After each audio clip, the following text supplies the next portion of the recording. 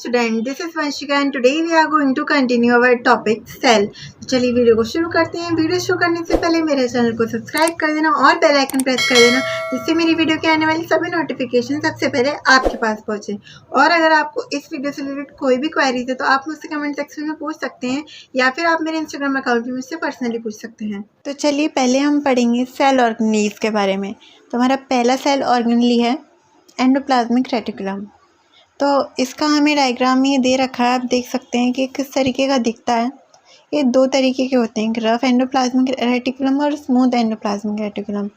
चलिए इसके बारे में पढ़ लेते हैं। Endoplasmic reticulum is an interconnected network of membrane line channels. It is present throughout the cytoplasm of eukaryotic cell. It is visible under the electron microscope only. ये सिर्फ और सिर्फ इलेक्ट्रॉन माइक्रोस्कोप से ही दिख पाता है। It is connected with the plasma membrane, Golgi bodies and nuclear membrane. It is of two types, that is rough endoplasmic reticulum and smooth endoplasmic reticulum. तो हम पहले पढ़ेंगे रफ एंडोप्लाज्मिक रेटिकुलम। तो rough में क्या होता है, एंडोप्लाज्मिक रेटिकुलम के ऊपर राइबोसोम्स होते हैं, जैसे कि आप देख सकते हैं ये सर्कल्स जो हैं ये राइबोसोम्स हैं, तो ये रफ़ हो जाता है। और स्मूथ एंडोप्लाज्मिक रेटिकुलम में ये एकदम स्मूथ होता है, इस पर कोई राइबोसोम्स नहीं होते हैं, तो इस वजह से ये एकदम स्मूथ सा दिखाई देता है। इसके बाद हमारा नेक्स्ट सेल ऑर्गेनेली है राइबोसोम्स। अब ये क्या होते हैं, ये एक ऐसे ऑर्गेनेली हैं जो हर तरीके के सेल में होते हैं, और these are the only organelles which are present in all types of cell. Group of ribosomes are called polysomes. Ribosomes के ग्रुप को पॉलीसोम्स बोलते हैं, और ये विदाउट मेम्ब्रेन होते हैं, और ये भी इलेक्ट्रॉन माइक्रोस्कोप के अंदर ही दिखते हैं। इसके बाद है, या तो फिर ये हमारा साइटोप्लाज्म में फ्रीली मिलेंगे या फिर आपको एंडोप्लाज्मिक रेटिकुलम के ऊपर मिलेंगे। इसके बाद हमारा माइटोकॉन्ड्रिया, तो इसके बारे में हम पढ़ लेते हैं। These are popularly known as power house of the cell. ये मोस्टली आपके एग्ज़ाम में भी क्वेश्चन आता है कि power house of the cell कौन है, तो आएगा माइटोकॉन्ड्रिया। तो उसके बाद है the mitochondria are seen as thread like और granule like structure under light microscope और double walled bag like structure under electron microscope. The inner membrane of mitochondria is produced into several finger-like projections called cristae. आप देख सकते हैं ये जो projections हैं इनको हम cristae बोल रहे हैं. इसके बाद ऑक्सीजोम्स हैं जो इन पे छोटे छोटे हैं, ये ऑक्सीजोम्स हैं. इसके बाद है the space bounded by the inner membrane is called inner chamber. If it is full of ground substance called matrix. इसके अंदर एक लिक्विड होता है, मतलब ग्राउंड सब्सटेंस, जिसको हम मैट्रिक्स बोल रहे हैं. The matrix is rich in enzyme needed in aerobic respiration.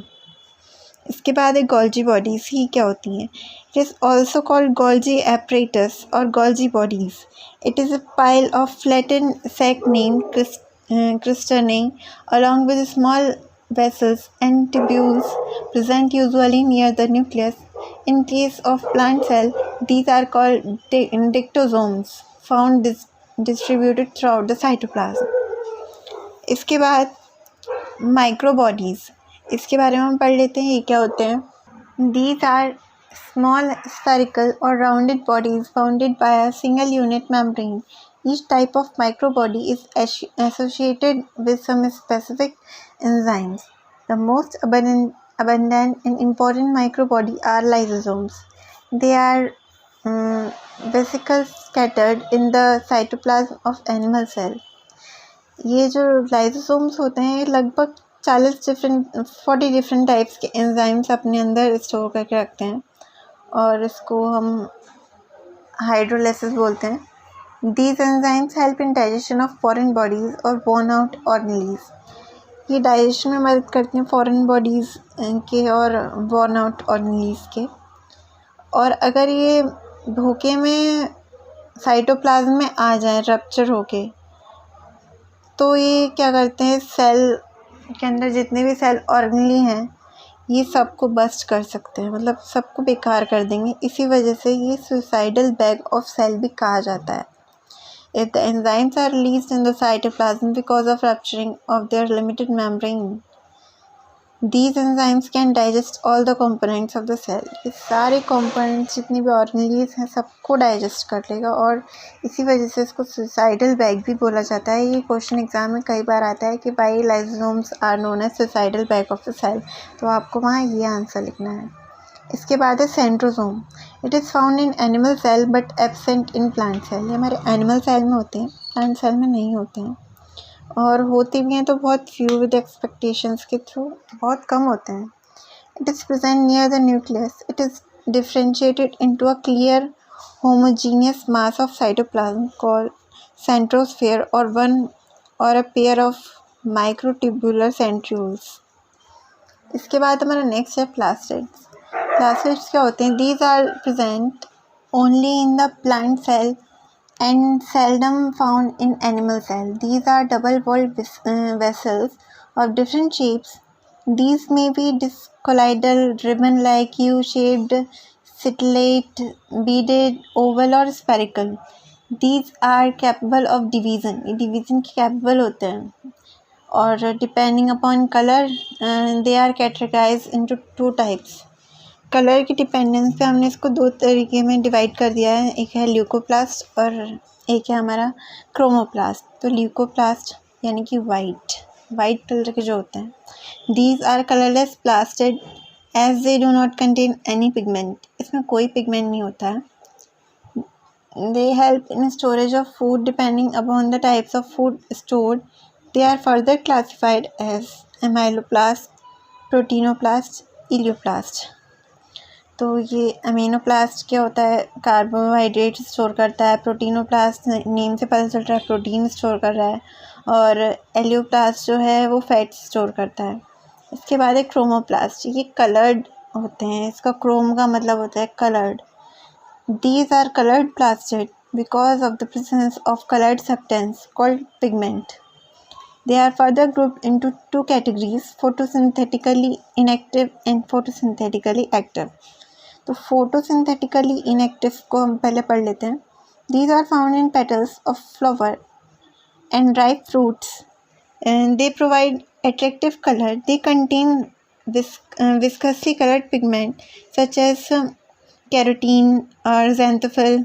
इसके बाद कैरोटीन मतलब रेड ऑरेंज और ज़ैंथोफिल यानी कि येलो एट्सेट्रा। इसके बाद है फोटोसिंथेटिकली एक्टिव। अभी इनएक्टिव पढ़े थे, अब एक्टिव पढ़ते हैं। These plastid contain coloured pigment which are capable of trapping solar energy and help in photosynthesis. Depending upon the pigment present in colour of chromoplast, they are further divided into three types: chloroplast green color, rhodoplast red colour and phaeoplast brown colour. इसके बाद हमारा last organelle है जो कि living में बताया था अभी तक, जो है chloroplast. These are most abundant photosynthetically active chromoplasts and are green in color. They contain green colored pigment named chlorophyll and a small quantity of yellow pigment called xanthophyll. Life sustains in the universe because of chloroplasts. They help in the process of photosynthesis during the organic food is produced from CO2 and H2O. The food becomes the food of whole of the living world directly or indirectly. These plastids are abundant in the aerial parts of plant such as leaves, raw fruits like tomatoes, chilies, mangoes, etc. तो ये कह रहे हैं एक तरीके से हमारे जो पूरे वर्ल्ड है क्लोरोप्लास्ट की वजह से एग्जिस्ट कर रहा है, मतलब जितनी भी लाइफ है। क्यों? बिकॉज इसके ही थ्रू हमारे प्लांट्स का फूड बनता है, और फिर जब प्लांट से हमें कितने सारे फ़ायदे हैं, वहाँ से हमें ऑक्सीजन मिलती है, फ्रूट्स मिलते हैं, वेजिटेबल्स मिलती हैं। तो कहीं ना कहीं डायरेक्टली और इनडायरेक्टली हम भी प्लांट्स पर डिपेंड हैं। तो इसी वजह से ये कह रहे हैं कि क्लोरोप्लास्ट नहीं होते तो प्लांट्स नहीं होते, और प्लांट्स नहीं होते तो हम भी नहीं होते शायद। इसी वजह से ये क्लोरोप्लास्ट को बोल रहे हैं कि इसी की वजह से पूरी लाइफ है पूरे वर्ल्ड में। इसके बाद हमें बस यहाँ पे क्लोरोप्लास्ट का स्ट्रक्चर दे रखा है। Rhodoplasts are red color and are found in red algae, whereas pheoplasts are brown color and found in brown algae. तो आज की वीडियो में सिर्फ इतना ही। मिलते हैं अपनी नेक्स्ट वीडियो में, और हमारी नेक्स्ट जो वीडियो होगी वो इस चैप्टर की हमारी लास्ट वीडियो होगी, और उस वीडियो में हमारा पूरा ये चैप्टर कवर हो जाएगा। तो थैंक यू, मिलते हैं अपनी नेक्स्ट वीडियो में।